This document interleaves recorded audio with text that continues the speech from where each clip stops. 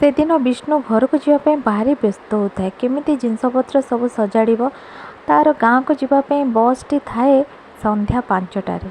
ता हाथ में भी अनेक समय अच्छी, प्राय 6-7 घंटा अच्छी। व्यस्त होगी सब जिनपतर को से सजाड़ी पकेला। सजाड़ी सारिकी ठीक समय 4:30 सुधा से जाकि बस स्टैंड रे पहुँची गला। देखला बेलू को गाँव जो जीवा बसटा जो बसटा गाँव को जाए से बस टी छिड़ा है। गाँ बस ना थिला पवन सुत।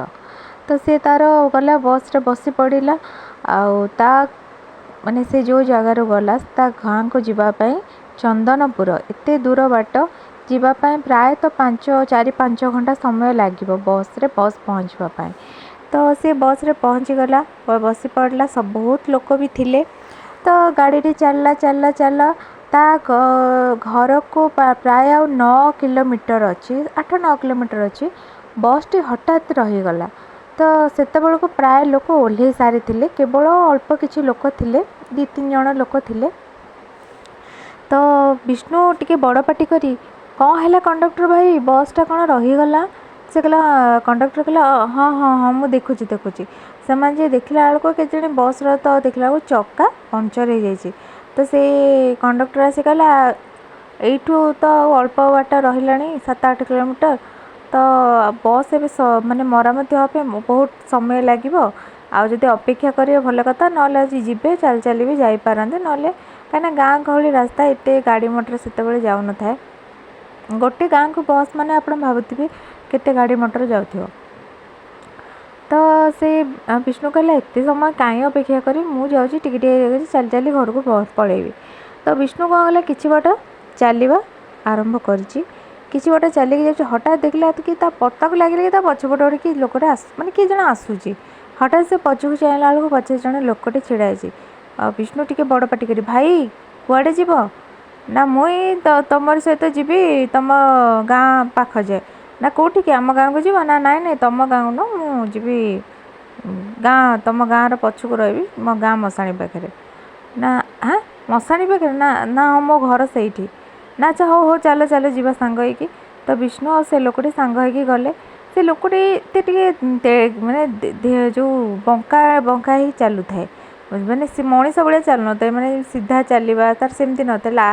विष्णु भावुता कि एमती कौन चलुची तथापि से विष्णु ठार आगे चलिके पड़ता एमती किछि बाट आसला पर 2 जन जाक से मशाणी पड़ा।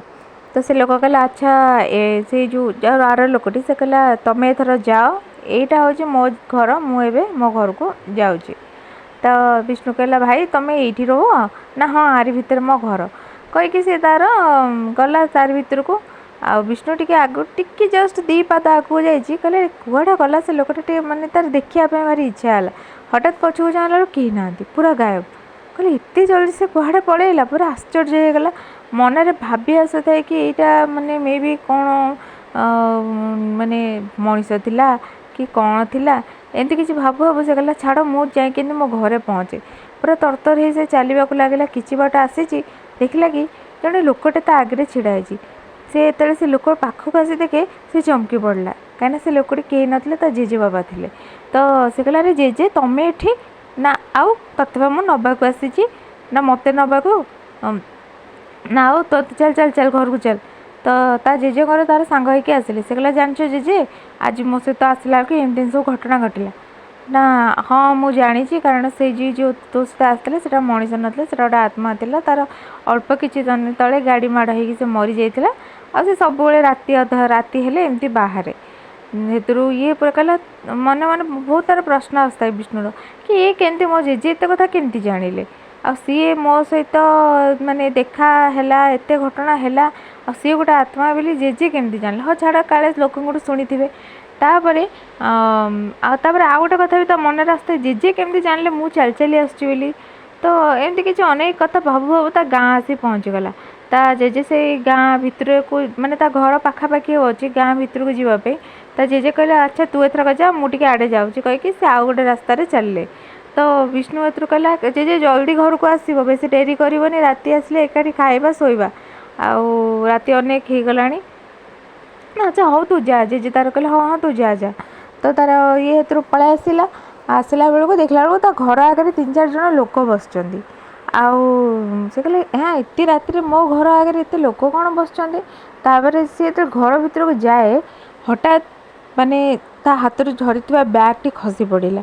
କାହିଁକିନା ତା ଏ ଯେଉଁ ସେଜରେ ଶୋଇଥିବା ଲୋକଟି ଆଉ କେହି ନଥିଲେ, ତା ଜେଜେ ଥିଲେ।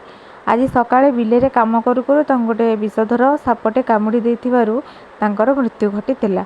ଆଉ ମେଡ଼ିକାଲ ବି ନେଇଥିଲେ, ସବୁ କରିଥିଲେ, କିନ୍ତୁ ସେ ବଞ୍ଚି ପାରିନଥିଲେ।